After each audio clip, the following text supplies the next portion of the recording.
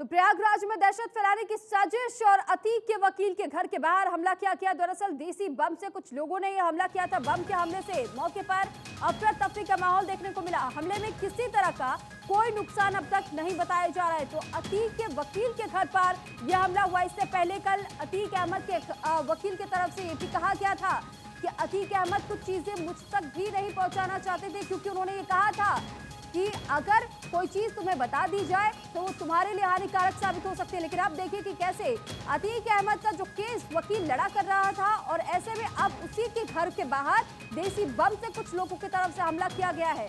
हालांकि ये लोग कौन थे इसके बारे में अब तक कोई जानकारी नहीं मिली है, लेकिन साथ ही पता लगाने की कोशिश की जा रही। तमाम सीसीटीवी कैमरों को भी खंगाला जा रहा है कि आखिर कौन वो लोग थे, कौन वो उपद्रवी थे, किस तरीके से जो सौहार्द बिगाड़ने की कोशिश यहाँ की गई है। अतीक के वकील के घर के बाहर हमला किया गया है, देसी बम का इस्तेमाल किया गया।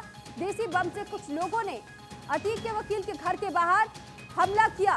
तो तस्वीरें भी हम आपको दिखा रहे हैं। प्रयागराज में तनाव के बीच में बमबाजी हुई है। दरअसल धारा 144 जहां एक और लागू, वही प्रशासन की तरफ से कुछ समय तक इंटरनेट सेवाओं को भी बंद रखा गया था। अब ऐसे में ये तस्वीर निकल करके सामने आ रही है कि अतीक अहमद के वकील के घर के बाहर में कुछ लोगों ने देसी बम से हमला करने की कोशिश की। साथ ही आपको बता दें कि माफिया ब्रदर्स अतीक अहमद और अशरफ की हत्या के बाद प्रयागराज में दहशत का माहौल लगातार बना हुआ है। लोग घरों से बाहर निकलने में भी डर रहे हैं। लगातार पुलिस प्रशासन गश्त कर रही है ताकि लोगों के बीच सुरक्षित होने का एहसास हो सके।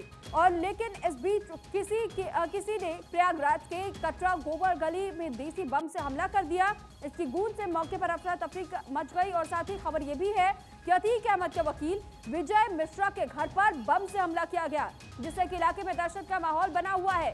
फिलहाल पुलिस मामले की जांच में जुटी हुई है। अलग अलग 4 तस्वीरें भी हम आपको दिखा रहे हैं। प्रयाग में एक बार फिर से बमबारी हुई है, और साथ ही साथ आपको वो तस्वीर भी दिखा रहे बमबारी के बाद जब अफरा तफरी का माहौल बना। अतीक के वकील के घर पर यह हमला किया गया था। पुलिस लगातार छानबीन कर रही है।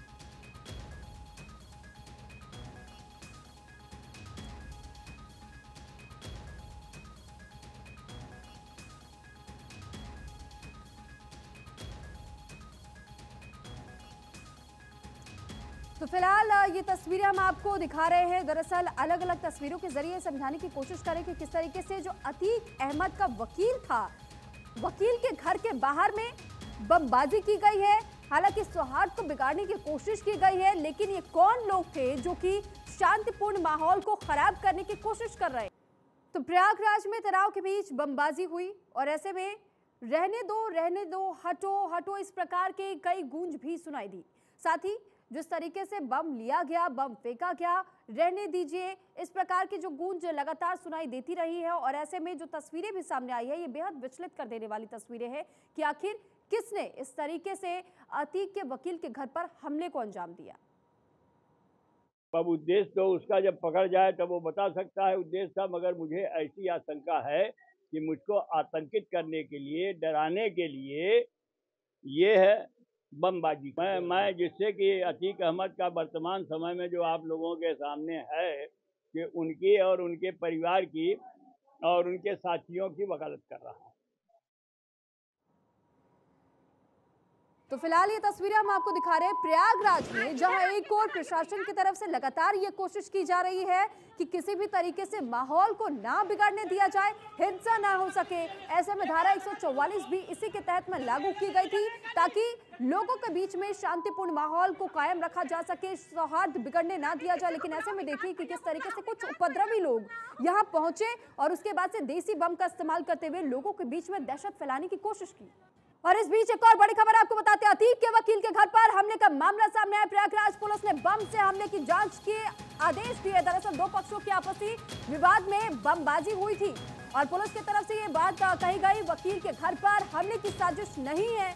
हालांकि मामले की छानबीन की जा रही है। पुलिस की तरफ से आश्वासन दिया गया है, यानी कि आश्वस्त लोगों को किया गया है पुलिस की तरफ से भी। और ये कहा जा रहा है कि किसी प्रकार का कोई ऐसा हमला नहीं था कि किसी की जान को कोई नुकसान पहुंचे, लेकिन आखिर इस तरीके से सौहार्द को बिगाड़ने की कोशिश के लोगों ने की। उनके बारे में ज्यादा जानकारी हासिल करने की कोशिश पुलिस की टीम लगातार कर रही है। अतीक के वकील के घर के बाहर हमला हुआ था और देसी बम का इस्तेमाल किया गया था। लोगों के बीच उस भय के माहौल को कायम रखने के लिए प्रयागराज पुलिस ने बम से हमले की जांच की है।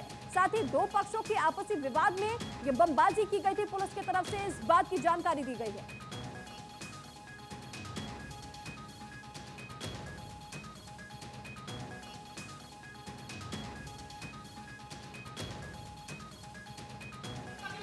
देखिए, इसमें थाना जो कर्नलगंज क्षेत्र में जो कटरा है उसमें एक बम चलने की सूचना प्राप्त हुई थी। उसमें मौके पे एसीपी और थाना अध्यक्ष गए और जांच में ये तथ्य प्रकाश में आए हैं कि एक हर्षित सोनकर नाम का व्यक्ति है और उसका शिवांश यादव के साथ झगड़ा चल रहा है और उसी के बाहर हर्षित सोनकर के द्वारा उस गली में जो हर्षित यादव है उसके घर के बाहर बम फेंका गया और उसमें कोई भी चोटिल नहीं हुआ है। जो अतीक अहमद के वकील हैं दयाशंकर मिश्रा, उनके ऊपर जो बम फेंके जाने की या बम से हमले की जो सूचना है वो पूर्णतया असत्य व निराधार है। लोगों का जिसमें मैंने एक हर्षित सोनकर हैं और एक शिवांश यादव, इनके बीच के झगड़े की ही जो सूचना थी और तथ्य में भी वही प्रकाश में है। उनके बीच में झगड़ा हुआ है और जो अतीक अहमद के जो वकील हैं जिनका नाम दयाशंकर मिश्रा है, उन पर किसी तरह का भी कोई भी हमला नहीं हुआ। प्रयागराज में जिस तरह से हत्याकांड को अंजाम दिया गया वो खौफनाक था। ऐसे में प्रयागराज में सुरक्षा के कड़े बंदोबस्त किए गए हैं। आपको 4 तस्वीरें दिखाते हैं और ये पहली तस्वीर प्रयागराज की है, जहां पर आप तस्वीरों में देख पाएंगे कि पुलिस प्रशासन लगातार फ्लैग मार्च करती हुई नजर आ रही है ताकि किसी तरह की कोई दिक्कत न आने पाए। जबकि दूसरी तस्वीर बरेली की है और तीसरी तस्वीर मऊ की है, जबकि चौथी तस्वीर गाजियाबाद की है, जहां पुलिस ने कुछ दिनों में फ्लैग मार्च कर लोगों को सुरक्षित होने का भरोसा दिलाने की पूरी कोशिश की। तो लगातार पुलिस प्रशासन की टीमें इस दौरान जुटी हुई है ताकि लोगों को बिल्कुल भी खौफ के साए में ना जीना पड़े, उन्हें किसी प्रकार के भय का महसूस ना करना पड़े। ऐसे में शांतिपूर्ण माहौल को कायम रखने की कोशिश और इस जद्दोजहद में पुलिस की टीमें लगी हुई है और जगह जगह पर फ्लैग मार्च पुलिस की तरफ से किया जा रहा है। 4 अलग अलग तस्वीरें अलग अलग जगहों की हम आपको दिखा रहे हैं, प्रयागराज, बरेली, मऊ, गाजियाबाद, जहां पर पुलिस ने फ्लैग मार्च निकाला और लोगों को आश्वस्त किया कि जब तक हम यहाँ पर मौजूद है, तैनात है, तब तक हर एक व्यक्ति सुरक्षित है।